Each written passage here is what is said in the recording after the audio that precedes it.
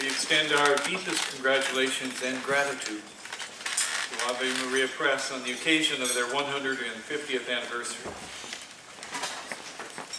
You know, a little over a month ago, this campus honored a great Holy Cross priest who was the longest-serving president of the University of Notre Dame. Truth be told, not everyone agreed with all of his decisions, but he was a man of vision for sure. The second longest-serving president of the University of Notre Dame was its founder, Father Edward Sorin. Father Sorin also was a great visionary, and not all agreed with his decisions either. 150 years ago, one of those decisions that some doubted was to establish a Catholic magazine in our young country. Many doubted that a Catholic magazine named after Our Lady would survive in a mostly non-Catholic United States. But Sorin was determined. And here we are 150 years later, honoring Father Sorin's vision as this magazine ultimately led to Ave Maria Press. Holy Cross is blessed by the vision of Father Sorin to establish not only the University of Notre Dame, but in establishing what became Ave Maria Press that we celebrate tonight. This apostolate of Holy Cross is one that surely meets the ideals of what it is to be Holy Cross. A commitment of sisters and brothers and priests working together for a common mission. So on behalf of Holy Cross, I thank all of those who have upheld tonight the vision of Father Sorin, especially Tom Grady and his colleagues at Ave Maria Press, the board of directors, all of the employees of that wonderful ministry, all the sisters, brothers, and priests who have supported this ministry sponsored by the Congregation of Holy Cross. My sisters and brothers, may God bless Ave Maria Press, its leadership, its employees, and may Ave Maria Press continue to inspire, educate, and guide Catholics and non-Catholics alike for many years to come. Thank you.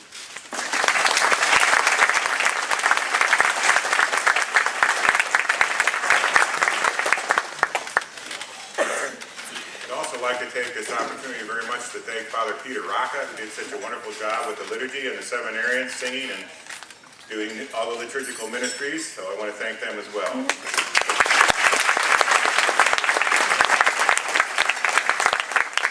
We were very blessed 9 years ago now, I think, that we were able to find Tom Grady to be our publisher and leader of Ave Maria Press, and he's done a fine, fine job.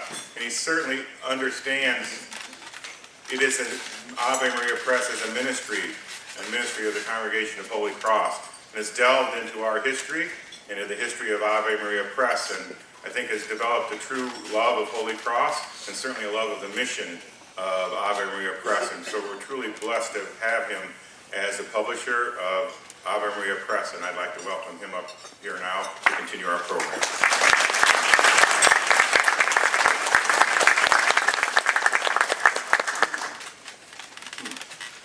Thank you, Father Tony. Christine, I have a better view than you folks do right now. I can see the dome there. I'm delighted that you're here to celebrate this important milestone in our life as a Catholic publishing house and as an apostolate of Holy Cross. Let me say a few words of thanks first to Bishop Rhodes for presiding over tonight's wonderful liturgy and for his gracious and thoughtful and inspiring words. I look at your public schedule every week as a today's Catholic, and I'm daunted by what you have to do every week. It tires me out just to think about it, let alone do it. So the fact that you are here with us tonight is a special joy to us.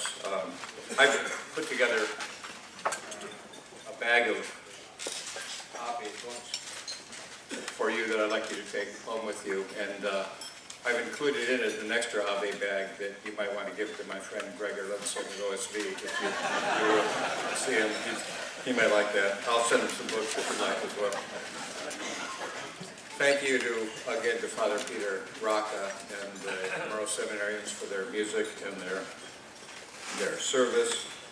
I'd like also to thank the Ave Board of Directors, Father Tony Zakeli, who's been the chair of the board since I joined the company 10 years ago. And I'd like to ask the other members of the board, if you're here, to please stand. Jerry Bombach. Hi, Jerry. John Cavadini, who's the newest member of our board. Father Drew Garrich. Father David Guffey. Donna Lamberti. Father Ed Obermiller. And John Soyson. And I noticed some other former members of the board. I probably didn't catch them all, but I know Father Jim Foster is here. Father Jim Conley is here. Father Jim King is here. The Father Jims are here today. But thank you for your service as well. We had our biannual meeting this morning, and it reminded me once again how deeply indebted we are to all of you for your energy, for your enthusiasm, for your service to us as a business and as a ministry. Thanks also to Father Peter Jared for his hospitality here, for Diane Wellham for all her work, and Chef Ralph, and to all those who served and the food and cooked the food. Back across the street, the committee has been meeting since on a nearly weekly basis since well over a year ago to plan yesterday's open house and tonight's event. So let me thank and applaud a number of people. Kristen Benelli, I ask you to stand, please. Carrie Acosta, Patty Bates, Bob Hannah, Irene Austin, Stephanie Sybil, and Joel Houston, who helped enormously. Bob, Kristen, and Carrie, would you please stand again, and Mark Whitbeck, please join them. I want to acknowledge the special contributions of Ave's core management team. Bob Hama, editorial director, Kristen Benelli, creative director, Carrie is our director of sales and marketing, and Mark Whitbeck, our director of finances and operation. In addition to doing their day jobs over the last year or so, Bob and his staff did an enormous amount of historical research into Ave's past, and you'll reap the benefit of that work in a few minutes. They also did some gardening in the front of our building. Kristen and her group made everything look beautiful. The public spaces, the centerpieces, the new historical timeline that runs along the hallway in our building. If you haven't seen that, please do come visit or check it out on our website. Carrie and her team handled a million logistical details as well as the publicity for the event, and Mark and the members of his staff oversaw the renovation of our office space. If, as they say, God is in the details, God has been very much with us at Ave Maria Press over the last few months. Finally, by department, I'd like everybody who works at Ave to stand up and take a bow. The editorial department, where the books start.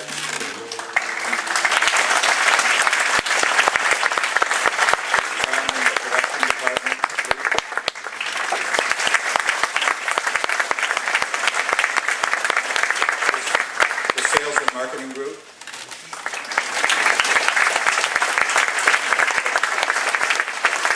And finally, all the groups that fall under Mark's purview, which means accounting, IT, human resources.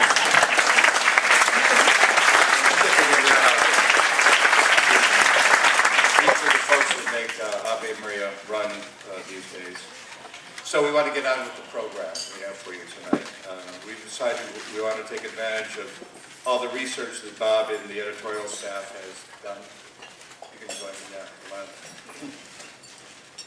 Don't desert me now. We want to take advantage of all the work that Bob and his staff have done to tell you the story of Ave Maria Press, or at least one version of the story. I'm really tempted to ask Bishop Rose to join us because he's as familiar with the historical texts of Ave Maria's history as these folks are, but I won't put you on the spot. Along the way, I also want to introduce you to some special guests that we've invited to be here with us tonight. Don't worry, we're not, Father Rocco, we're not going to sing. This is not a challenge to the school. So rather than listening just to my voice, I want you to hear the voices of some other people at Ave, Bob, Eileen, Bob, Shakinas, Carrie, Mike, Kristen. This is our ensemble.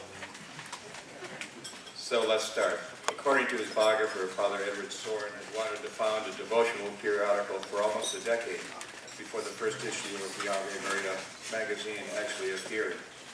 Another Catholic magazine, Catholic World, was published in April of 1865, but Father Soren felt that it depended too much on reprints from European publications. He wanted to produce an American magazine with American contributors.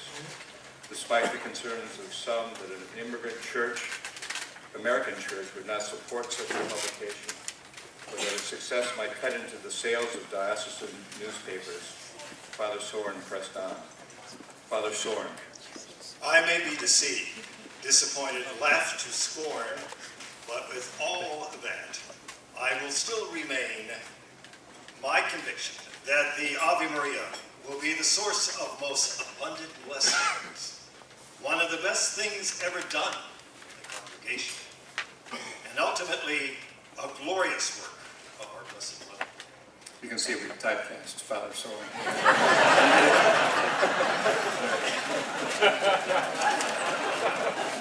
The first issue of the Ave Maria appeared just as the Civil War was ending. 22 days earlier, General Lee had surrendered at Appomattox. 9 days later, President Lincoln was assassinated at Ford's Theater in Washington. Father Soren's unmistakable voice rang out in an unsigned statement of purpose that began on page 1. The Ave Maria, in the truest sense, in the widest sense of the word, is a family newspaper in which we intend to speak exclusively of our own family affairs. It is entirely for Catholics. Those outside of the church could not understand it. It wishes to speak to hearts that love the Blessed Virgin. And it would be a pain for such hearts to be constantly reading the discussions or apologies for their mother, or vindications of her honor. The first issue of the magazine, like all issues that followed it for many years, was printed on rough paper, 2 columns in small print, 16 pages in total. The first printer, pressman, and proofreader was a Holy Cross brother named Stanislaus, about whom Father Daniel Hudson, a later editor of the magazine, once wrote, "In a sense, he was one of the founders of the Ave Maria."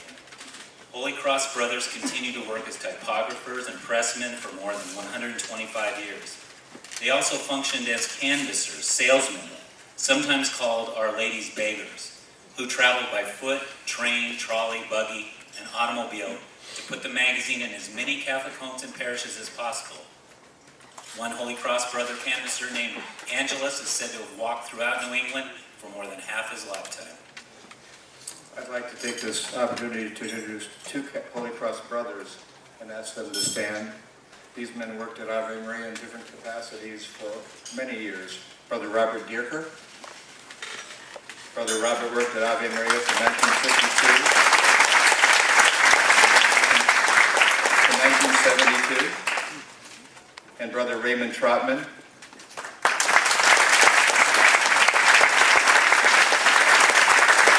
Brother Raymond started working at Ave in 1960 and retired 36 years later in 1996. He came by to see me this afternoon to tell me of the importance of the canvassers and the success of Ave Maria, and I'm grateful for those thoughts and words. Thank you for being with us tonight. Published through publicist Father Soren would solicit comments and testimonials about the new magazine and would print them in subsequent issues. The Archbishop of Baltimore. This is truly one of the wonders of this wonderful 19th century. It is as hopeful a sign of the times as it is wonderful. Archbishop of Fort Wayne. I rejoice from my heart that a publication which promises so much good should have originated in my diocese. And from its first appearance, I have watched the growth and extension of the Ave Maria with an increased interest. And now, since so many of my venerable colleagues join in its praise and recommendation, I take an especial pleasure in bidding you to go on with more confidence than ever.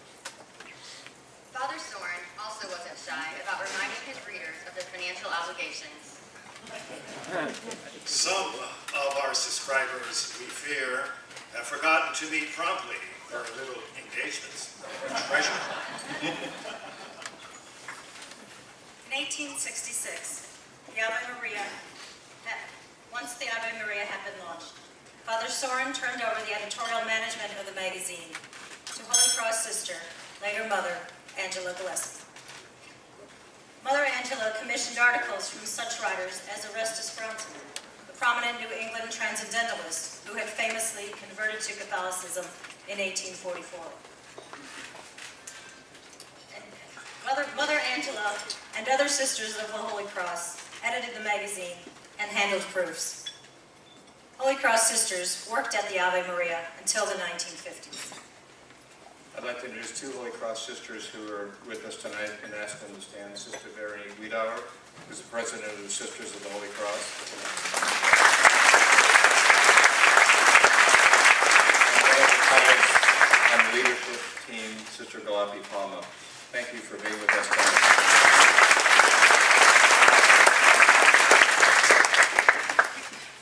In 1899, the Notre Dame football team went 6-3 with one tie. Victories over Michigan State, Indiana, and Northwestern were offset by losses to Michigan and the Chicago Physicians and Surgeons. While the magazine didn't report on the games, it did feature its own perspective on collegiate athletics. From the Ave Maria. Let our schoolboys be happy and joyous, but let them not lay the stress of their attention and admiration on rowing or leaping, kicking a ball, or hitting it with a bat. Nor should they imagine that great skill of this kind is in any sense really helpful or desirable.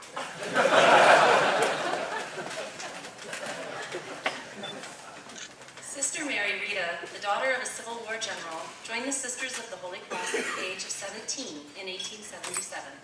A gifted writer and poet who eventually became the head of the English department at St. Mary's College, she contributed many poems and articles to the magazine in the late 19th and early 20th century. Her work was simply signed SMR, or sometimes with only 3 asterisks. In 1909, Ave Maria Press published The Book of the Lily and Other Verses, a collection of her writings that was attributed to a Sister of the Holy Cross. The frontispiece of this book featured a painting titled Our Lady of the Lilies, an image of Mary standing among waist-high Easter lilies. In 1918, this picture was selected as the cover medallion of the magazine, a practice that continued for many years. The image soon became emblematic of the press, and a stone relief of the image was placed over the entrance to the new building that was constructed in 1941. By 1874, Father Neil Gillespie had become too ill to continue his work as the second editor of the Ave Maria. The committee, whose youngest member was a seminarian named Daniel E. Hudson, kept the magazine going. The next year, at the age of 26, Hudson was ordained a priest and appointed the third editor of the magazine. Father Soren was undoubtedly a great judge of ability and character, but the act of entrusting his beloved fledgling magazine to a newly ordained priest was quite an act of trust. It was the one and only assignment that Father Hudson would ever have. From 1875 to 1930, 55 years, it was, as Brother Casimir wrote in 1941, a career unparalleled in American Catholic journalism. It remains so today. Father Carroll paid tribute to him in the Diamond Jubilee issue of 1940. Father Carroll. True, Father Hudson did not found the Ave Maria, but equally true, he established it. took upon himself the work of assembling and arranging and ordering. He built the Ave Maria, released it from its moorings, and charted its course. Let me correct an oversight from earlier. I forgot to welcome Father Jackie with us. And the reason I interject that now is that I'm told by Father Tony that Father Jackie has in his possession Father Hudson's former desk. Is that correct? Anyway.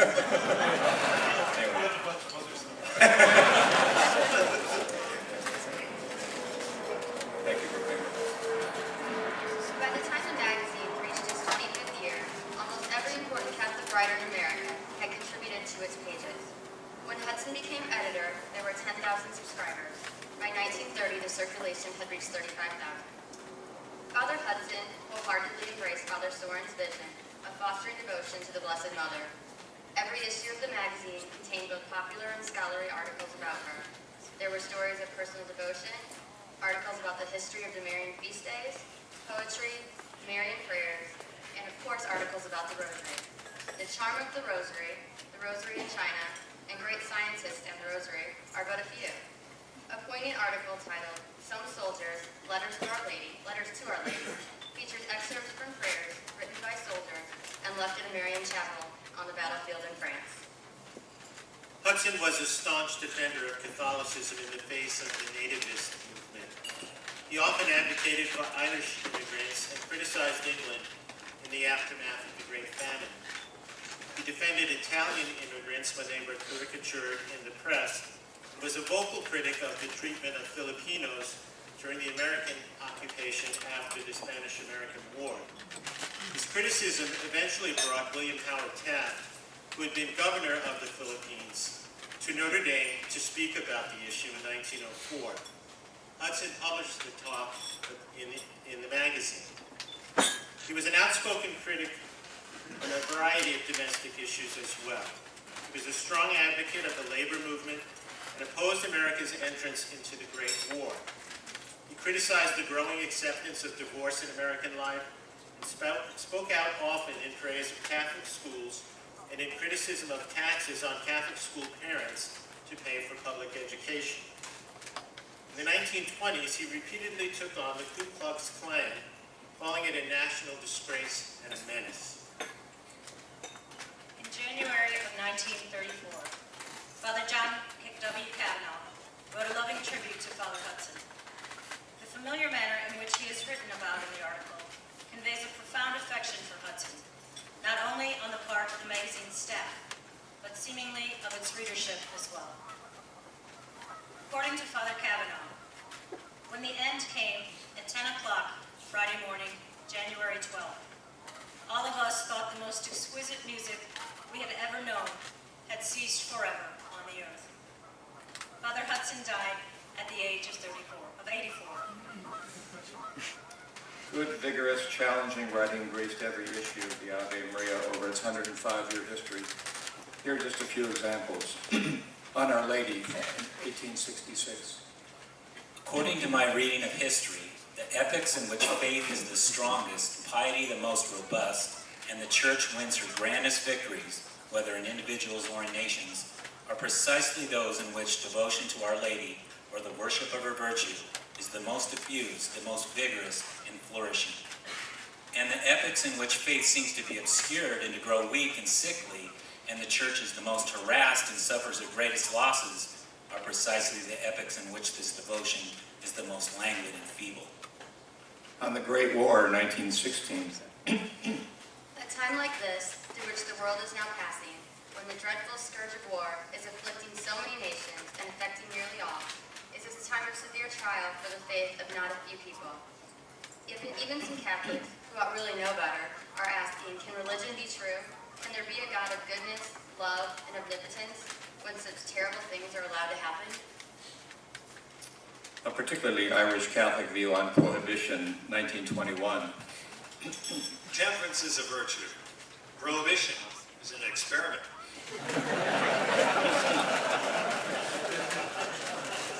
Temperance implies use in moderation. Prohibition forbids even use in moderation. Temperance is self-imposed, self-enforced. Prohibition is imposed by others without your consent. Temperance means you are in control of yourself. Prohibition means other people are in control of you. On the Second World War, 1941, a week after the attack on Pearl Harbor, When there was a chance to keep our country at peace, by speaking for non-intervention, we favored it. In like circumstances, we would do so again. At the moment, it is no longer a question of saving the nation by holding fast to honorable peace, but of defending it through the hard way of war. Presidents, cabinets, senators, and congressmen will pass. We still want a secure and free nation when those who now determine our policies are gone from the scene. So the time of peace by neutrality being passed, it is our simple, obvious duty to speak for the victorious peace that comes through the attrition of war. on racial justice, 1960, In reality, there is no Negro problem in the United States or elsewhere in the world. There is only a white problem. The Negroes of Africa or of the United States are not attempting to take anything away from the whites. They are seeking only their rights as human beings, as children of God, who are equal in their nature, origin, and destiny. The problem of the Negro is that whites steadfastly refuse to give him justice. on Pope John the 23rd, 1963, It was hard for most of us to take Angelo Roncalli seriously when he was presented to the world as the newest vicar of Christ. This homely old man, squeezed into a white cassock too small for his girth, seemed incredibly out of place as the successor to the brilliant, austere Pius XII. Most observers felt that they would like to have this gentle, humble, holy priest as their pastor, but they had great difficulty in seeing him as the leader of Christendom in an age of crisis. He was warm, he was human, he was a father, he was loved. Then this simple son of an Italian farmer proceeded to turn the institutional church upside down. and again on Our Lady in 1965. It's not likely that this magazine, which serves the church established by her son, would have survived its first 100 years without her extraordinary help. We pray that her blessing and guidance might continue to direct our efforts as it guided those who went before us. And to her we renew our dedication and our devotion. In August 1954, just 1 month before the Notre Dame football team began its first season under 26-year-old head coach Terry Brennan, 28-year-old Father John L. Reedy, CSC, was promoted to editor of the Ave Maria magazine. History does record that Father Reedy had a longer stint than Coach Brennan, who was replaced after the 1958 season. On May 7th, 1955, Father Reedy began to write a regular column for the magazine titled The Editor's Desk. He humbly deadpanned that the column's origins came at the request of the advertising department. He wanted to make sure there was no wasted space on page 2, just in case they couldn't fill it with an ad. I gracefully accepted the assignment, he said, and carefully ignored the remark. Father Reedy proved to be a most suitable editor to lead a Catholic news magazine into the years of turbulent change in the church, the nation, and certainly in the publishing business itself. His weekly column was truly a marker for the news and astute commentary on issues ranging around civil rights. The election of Pope John the 23rd, the start of the Second Vatican Council, and most noticeably, the reactions of Catholics to the changes the Council wrought. In fact, a 10-part series that ran in the magazine beginning in 1966 entitled The Perplexed Catholic, A Guide Through Confusion, addressed Catholics' questions and concerns on topics like changes in the liturgy, ecumenism, birth control, and Catholic schools. The series was later turned into a book. Next to being a priest, Father Reedy was always a journalist at heart. He did graduate studies in journalism at both Notre Dame and Marquette University, and in 1966, he received an award from the Catholic Press Association for his contribution to Catholic journalism. Father Reedy concluded his first editor's desk column of 1970 with these words: "For the nation and the church, I have no firm predictions for the 70s.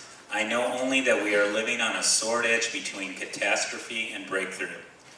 Father Reedy was holding a secret that only he and others on the staff of Ave Maria Press and at the Congregation of Holy Cross knew. The Ave Maria magazine would cease publication after a history of 105 years on March 21. Mary, the Mother of God, graced the front and back covers of volume 111, number 12, the final issue of the Ave Maria. Suffering from cancer in 1983 after 31 years as a priest and 28 years as publisher of Ave Maria Press, Father Reedy died on December 2nd at the St. Joseph Medical Center. He was 58 years old. And let me introduce Father William Neidhart. Ask him to stand, please. Father Neidhart worked with Father Reedy at the Ave Maria during the 1960s. Thank you for being with us today.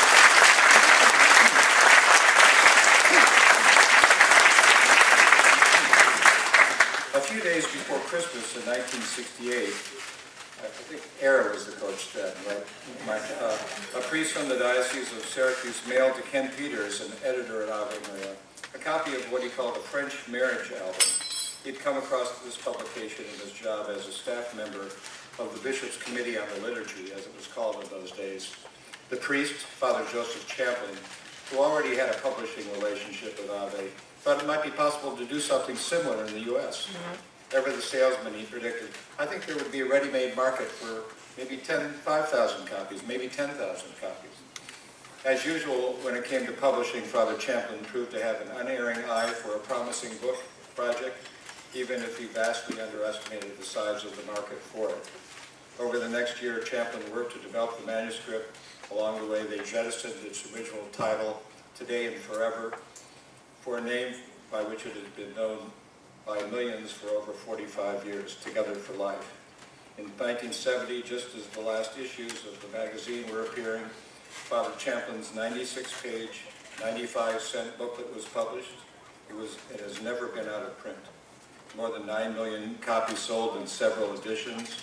Father Champlin's Guide for Couples Planning Their Catholic Wedding is the best-selling Ave Maria Press book of all time and by a long shot. In 2012, the 5th edition of the book, a much-needed revamping, complete with fresh commentaries and contributions by Father Peter Jared, was published in both English and Spanish editions. Thank you, Father Jared. Thank you.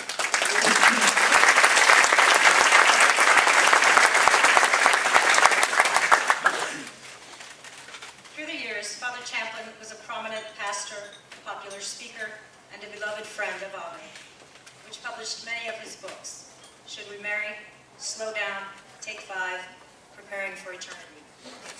He died in January 2008, and Tom attended his funeral in the packed Cathedral of the Immaculate Conception in Syracuse. At the presentation of the gifts, his family and friends carried up the unconsecrated bread and wine, and also copies of each of his many books, Father Champlin's gifts to the church he loved and served so faithfully. Born in 1932 in Holland, Henry Nouwen was ordained a diocesan priest in 1957. He studied psychology at the Catholic University in Nijmegen and moved to the United States to study at the Menninger Clinic in 1964. Nouwen spent 2 years at Notre Dame from 1966 to 1968. He taught courses in pastoral theology and in the newly founded psychology department.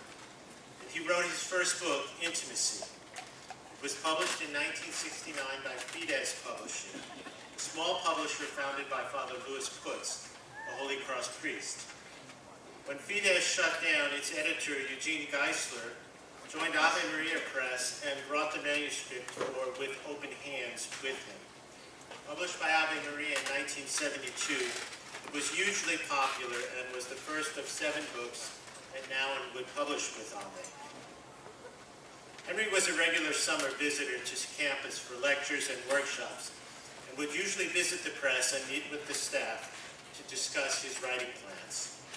Nouwen moved to Losh Daybreak community in Richmond, Ontario in 1985 and became its chaplain.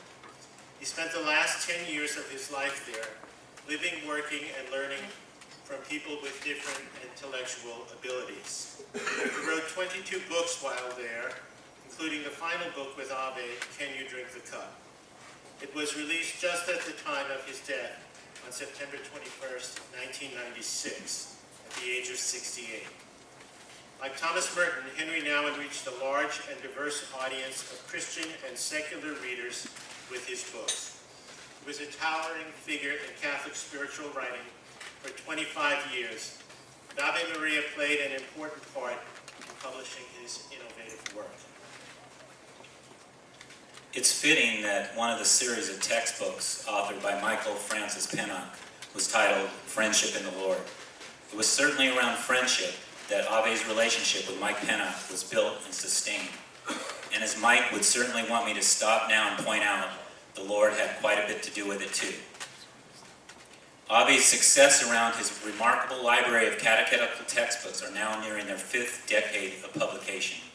In fact, Ave's foray into the high school catechetical textbook publishing world was quite providential. In 1976, following a lead from Henninger's, a religious book distributor located outside of Cleveland, Ave Maria Press published Mike's first high school textbook, Christian Morality and Youth, Right and Wrong in an Age of Freedom.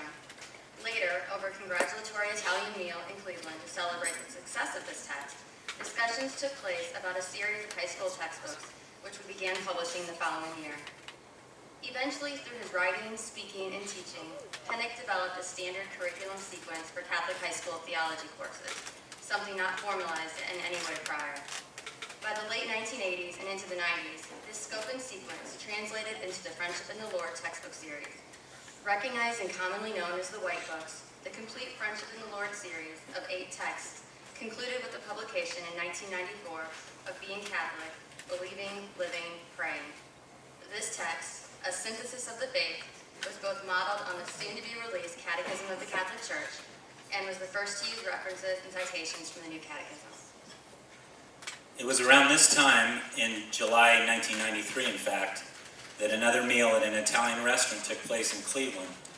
I had just been hired as catechetical editor at Ave. Frank Cunningham and I traveled to Mike and Carol's home in North Olmsted and arrived just before lunch. And Carol and I were talking today. We went to the farmer's market and bought some meat and brought it back. My impression of Mike that day was one that I maintained until the last time I spoke to him. He was a great listener who was interested in and cared for his friends. And I really believe that in just one afternoon together, Mike and I became friends. This meeting for me was the start of 16 years of working with Mike.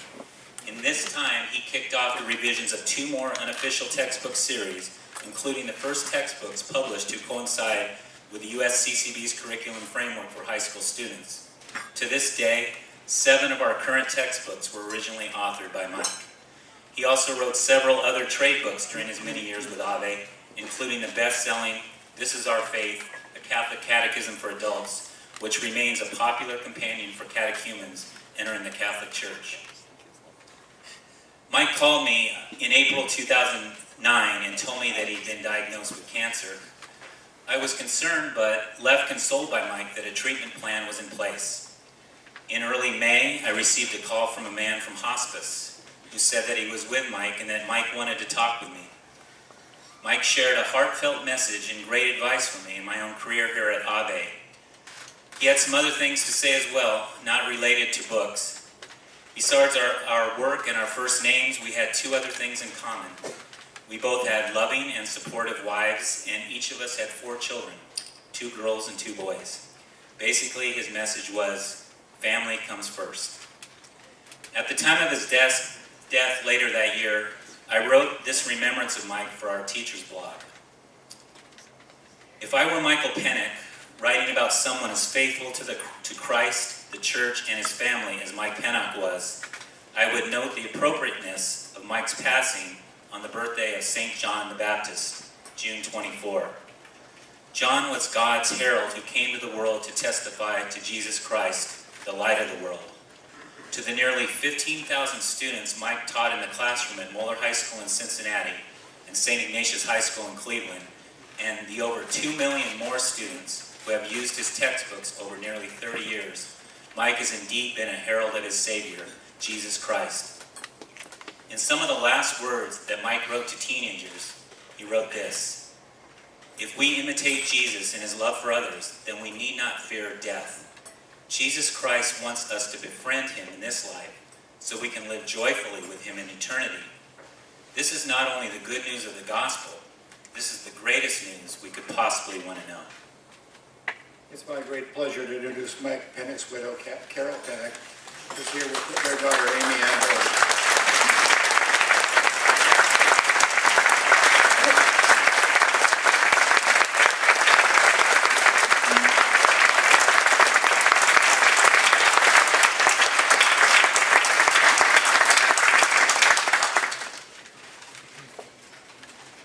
Thomas Green, S.J., published 10 books with Ave Maria between 1977 and 2000.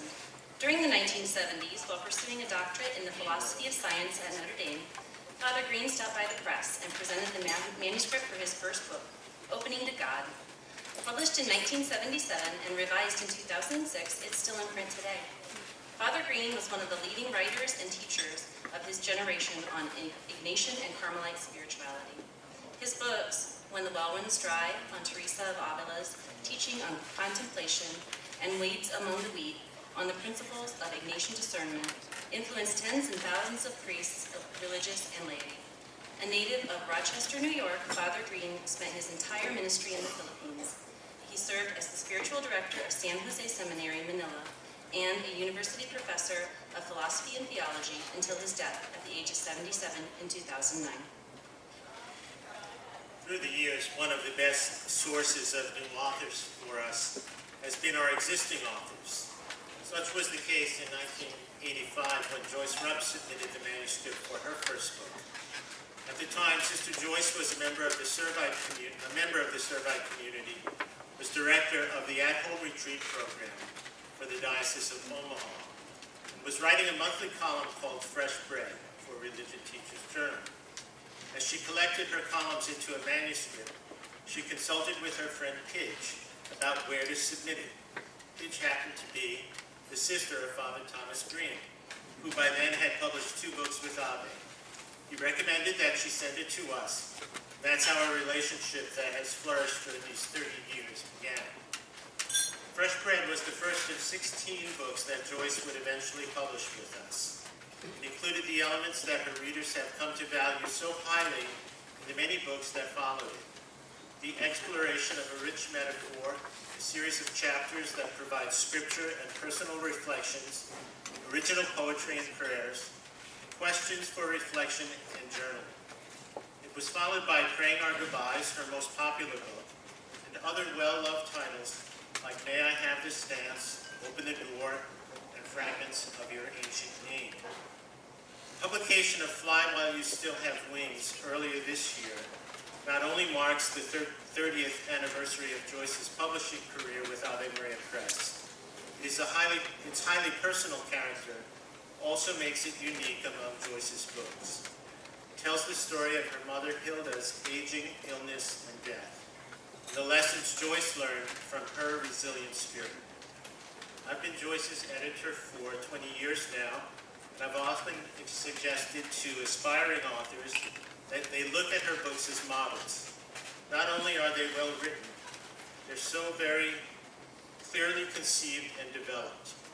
Working with Joyce on her most recent book was a very special thing for me because I followed closely on the passing of my own mother, and much of what she wrote resonated with my own experience.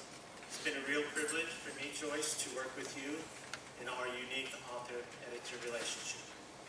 I'm happy to introduce Joyce Rupp, who drove out from Iowa to be with us tonight. Please stand, Joyce.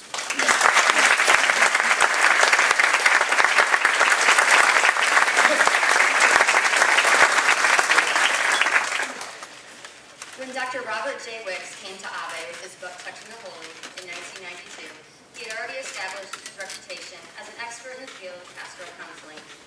In 1995, he co-edited the Clinical Handbook of Pastoral Counseling, published by College Press. He was a co-founder of the Pastoral Counseling Program at Newman University in 1992 and went on to establish the first doctoral program in pastoral counseling at Loyola University in Maryland. In addition to his academic work, Bob has maintained a clinical practice and spoken to a wide variety of audiences in both the United States and abroad. He is a leading expert on the integration of spirituality and psychology, and on the treatment of what's called secondary stress, the stress that results from working with traumatized people. In 1993, and again in 2001, he worked in Cambodia with professionals who were present to help the Khmer people rebuild their nation following years of terror and torture. In 1994, he was also responsible for the psychological debriefing of relief workers evacuated from Rwanda during their bloody civil war. He has spoken to diverse audiences, from the FBI Academy to the 92nd Street Y to Franciscan Health System. Bob is a tireless author and has now written more than 50 books. In addition to his many spirituality titles, he has authored numerous books on secondary stress and resilience for counselors, social workers, and healthcare professionals. We at AVE are proud to say that we have published 11 of his titles. For 23 years, these books have provided sound psychological and spiritual guidance to priests, religious, and laity. In his most popular title, Riding the Dragon, he offered 10 lessons for inner strength in challenging times. Bob is not only a great author, he is also a terrific salesman. We have often said at AVE that he could give lessons on how to sell books. He has been willing to reduce his speaker stipend in exchange for the organization of an event, purchasing a book for each of their participants. And actually, we had a conversation about that in the hallway yet today. In the marketing department, we coined this sales approach the Bob Woods way. The first time I met Bob was at the Los Angeles Religious Education Congress when his book Riding the Dragon came out. It was my first time attending LA Congress, and I had no idea what to expect. About 30,000 people attend that event each year, and I think I met most of them that day that Bob spoke. It was amazing to see people flock to the booth as soon as his talk was done to purchase his book. We had lines halfway down the aisle, and people were throwing money at us to get his book and get over to the signing area to have Bob autograph it. Even after he was done at his official signing area, he took up a spot on the top of the trash can to continue signing for the huge crowd that was still waiting. I've watched Bob sign books at numerous events, including many more LA Congresses, women's conferences, and teacher events. The gentleness and compassion that he writes about so well are personal qualities that he expresses in these brief interactions with fans, and I'm sure all that he counsels. We're delighted that you're here with us tonight. Please stand and be recognized.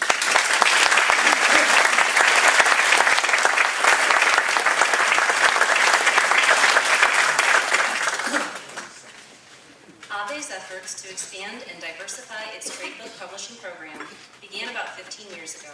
In 1999, we launched the Soren Books imprint in an attempt to reach an emerging group of Catholics and other spiritual seekers who were flocking to big bookstores and eventually to Amazon.com in search of spiritual nourishment. In 2003, AVE bought the publishing assets of Forested Peace Publishing, a company founded in 1979 to showcase Father Edward Hayes' innovative, sometimes whimsical books on prayer and spirituality. And in the same year, AVE acquired the Christian Classics imprint, which allowed us to reissue some of the treasures of the Catholic spiritual and theological tradition that had become difficult to obtain.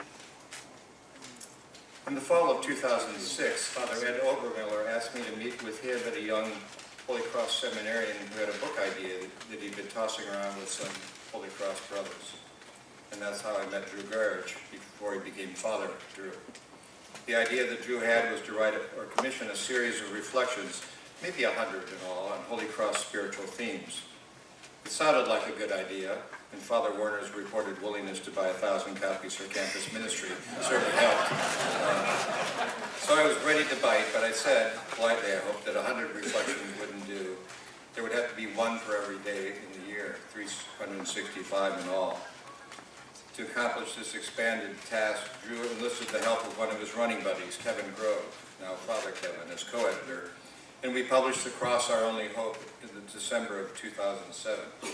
Many of you contributed to that volume, and some of you no doubt were present at the Hammis book signing that month, which was one of the most memorable events I've attended during my 10 years at AVE. Hundreds of students, parents, faculty, and staff, local residents waited in long lines to have their books signed and to show their appreciation for the Congregation of Holy Cross. That was a special time for the congregation. Father Moreau had been beatified in September. Andre Gasset was to be canonized a short 3 years later. The time seemed to be right to publish a series of books that explored and celebrated Holy Cross spirituality and history. And The Cross, Our Only Hope has served as an important and fitting foundational work for that series, which now includes the comprehensive collection of the writings of Blessed Moreau, edited by the same two priests. I'd like to introduce Father Drew and ask him to stand.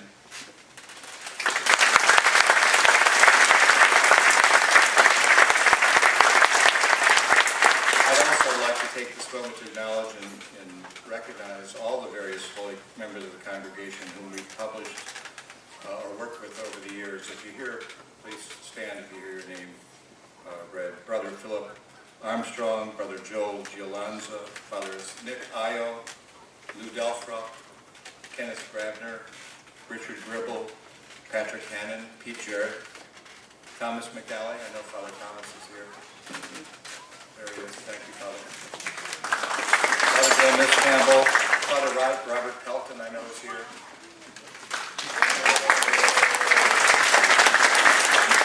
Father John Phelan, Father Ron Rabb. Have I missed any Ave authors? Anyway, thank you all for that, for your services to us. I believe I first met Lisa Hendy in early 2009 at Ave in the large conference room. A few days prior to our meeting, Tom had sent me a proposal from Lisa and asked me to share with him my thoughts on the potential of the project. I told him the writing was strong, Lisa's visibility with her intended audience seemed to be rapidly expanding, and that I thought it a great idea for a book. But I also told him I didn't want it. I didn't want it for two fairly straightforward, and I thought perfectly sound reasons. First, the proposed handbook for mothers would be a trade book, and I was hired to develop pastoral ministry resources. The project would take attention away from my already struggling category. Second, I was fairly certain that I didn't belong to the intended audience for the book, and seriously doubted my capacity to be a good midwife for it. But Tom seemed either not to hear my concerns, or more likely, since he had already met Lisa, knew that the two of us would be just fine. He asked me to bring the project to the acquisition team and to meet with Lisa, I think the coming week, or the following week. So I met Lisa, we became fast friends, and God blessed us. We bonded together over stories of our student days at Notre Dame, our family histories, and our shared enthusiasm for the big tent of Catholicism. As things have turned out, we worked together very well. We published Lisa's first book, The Handbook for Catholic Moms, in early 2010.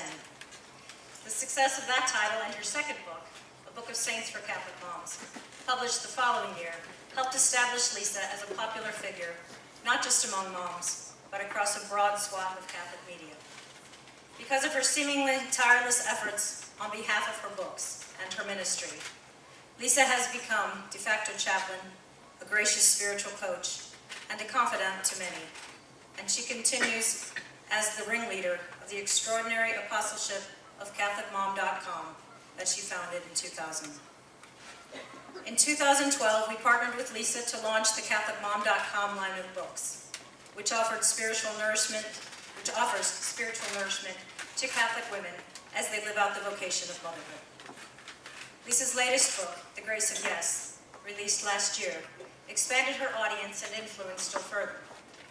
She writes there about the profound blessing of learning over and over again to say yes to God and His will for her life, a will manifested in great aspirations and tiny whispers alike. Lisa is a trusted friend and gracious supporter of Ave. I'm proud to be her editor and happy to be her friend. Please welcome Lisa Hendy.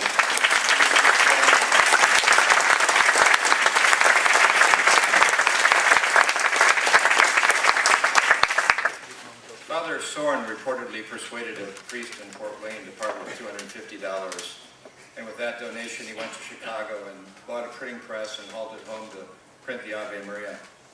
By and large, you couldn't be a publisher in the 19th century unless you were also a printer and set your own type, printed your own sheets, and folded, gathered, stitched, and bound them. For nearly 150 years, Ave Maria continued that tradition. Over the years, the presses that printed the magazine each week and the Holy Cross brothers who operated those presses also printed both what the press and Notre Dame needed printed. And that included the Alumni Magazine, later Notre Dame Magazine, Scholastic, Catholic Boy, Catholic Myths, class catalogs and bulletins, sports information guides, as well as the hundreds of pamphlets and books that issued forth from the publication department of Ave. In some years, the printing business supported the publishing business. In other years, the opposite was true. In time, however, the printing business began to face challenges that were insurmountable. I was struck to read Father Reedy's blunt assessment of the printing business in a memo he sent to the congregation in 1968. Chief problems, he wrote: most equipment is obsolete. Changing publications programs are moving some of our own work away from the plant. Same for the university.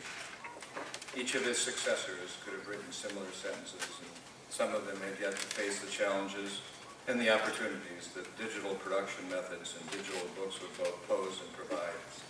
In May of 2011, facing a variety of economic and technical realities, I announced Ave would close its printing facility at the end of 2012. In early 2013, we published Rebuilt, Awakening the Faithful, Reaching the Lost, and Making Church Matter by Michael White and Tom Corcoran, the pastor and his lay associate at Church of the Nativity in Timonium, Maryland. Rebuilt is the story of how a Catholic parish that had been in decline for many years was reawakened to its most fundamental mission, the making of Christian disciples. Just about a year earlier, the authors had come to a conference in Baltimore, searching for a publisher. They had tried a handful of houses, been rejected, found themselves disheartened, and near ready to give up on the idea of having their book published. But they liked the Ave booth and were impressed with our covers. They thought, as they said, we looked like we knew what we were doing. So they left their book proposal with Tom. Most of you can guess that when an encounter like this occurs, rarely does anything come of it. But this proposal was different. The parish was clearly trying to grow into something new.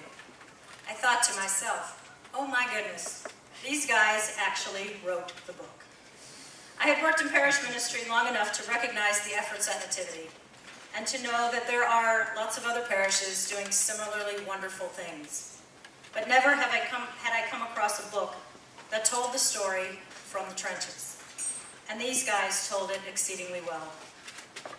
We jumped on the chance to consider the book, and the acquisition process was good fun, albeit nerve-wracking at times.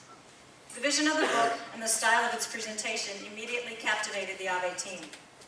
After a tense few days of carefully considered email exchanges and phone calls, another offer had suddenly appeared for them. Michael and Tom agreed to publish the book with us the following spring. Once published, Rebuilt quickly became the leading book in its categories on Amazon, and the book was awarded first place in the Pastoral Ministry category by the Catholic Press Association in 2014. It is arguably the most important book on Catholic parish renewal published in a decade, and it has led to the publication of several other titles that offer parish leaders the practical tools they need to apply its message. It's been fun and quite a privilege to share the story of what is unfolding at Church of the Nativity and in the hundreds of other parishes that continue to learn and grow from what God is doing there. Which brings us from 1865 to the present. And from there, let us turn briefly to the future. And may I ask that we do so with prayer. One of our authors responded to a request from us for a short testimonial, and she wrote some words that inspired a thought that I'm sure she hadn't intended. She said, we must be proud of Ave's 15 decades and excited to start a new one. And while I knew she meant years, 150 years, my mind turned into another meaning of the word, into the decades of the Rosary. Prior to 2002, when St. John Paul II introduced the Luminous Mysteries, we would just be finishing a full rosary, all 3 sets of mysteries, 150 Ave Marias. We ask you now to pray with us and for us, in the hope that our glorious years lie ahead. So let's stand up and end with an Ave Maria. And if you will indulge us, this group would like to proclaim the first part of the prayer and ask you to join us in the second half.